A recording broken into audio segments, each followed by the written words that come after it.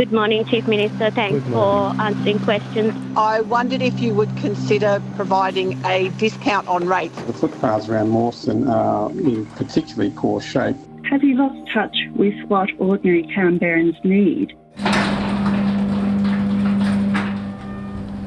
I live with pain every day and every night.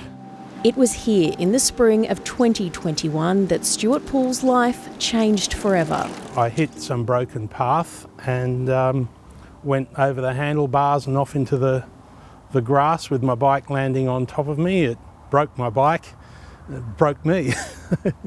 The Canberra resident isn't joking. He broke his hip and his wrist in 3 places. When taking legal action, Stuart discovered the dangerous path was reported months earlier.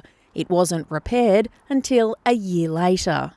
Things that are dangerous take years to get fixed, and all that time is risk to the public.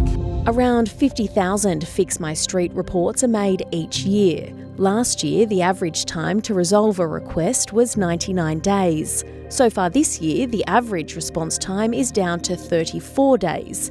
Tree maintenance is the biggest issue, followed by lighting and graffiti. We have over 83,000 lights across Canberra and we look after everything.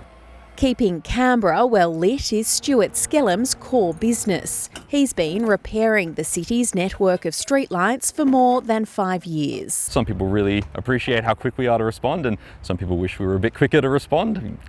Got to try and keep everyone happy, but we're doing the best we can. Meet Andy English. He moved to Canberra from Sydney almost a decade ago, chasing fresh air and an easy lifestyle. I'm a keen photographer, so it's got all 4 seasons here, so yeah, I love it.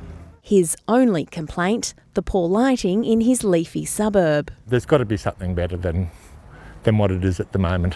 Just weeks ago, Andy took a tumble in the dark at this intersection while walking home with groceries. Misjudged or misstepped the gutter there and face planted the road. Behind his smile is persistent pain. I'm still carrying a swollen ankle. I had a swollen wrist where I fell on that and captured it. Still living with a sore higher back and neck area. Thank you very much. Harriet Singleton has only called Canberra home for a year. She has been stunned by the state of the suburbs. We're the nation's capital and we are a planned city, and we have a wealthy population and we have an educated population and we pay the highest rates in the country. And I'm just not seeing it in the city services. From decades-old playgrounds to shabby signage, Harriet wants those in charge to lift their game. This is a beautiful place to live. It's a beautiful city. It's a growing city and we need to do better. The Territory Government spends $570 million each year on city services. That pales compared to the almost $2 billion spent on education and the near $3 billion spent on health.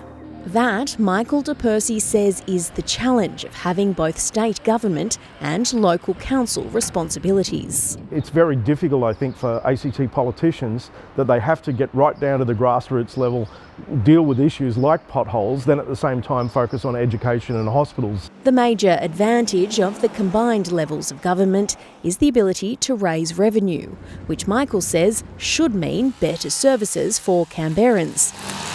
But is the government hitting the mark? It's an interesting question, and I think one of the problems for the government is they've been in power for a very long time, and governments that have been in for a long time tend to get a bit stale.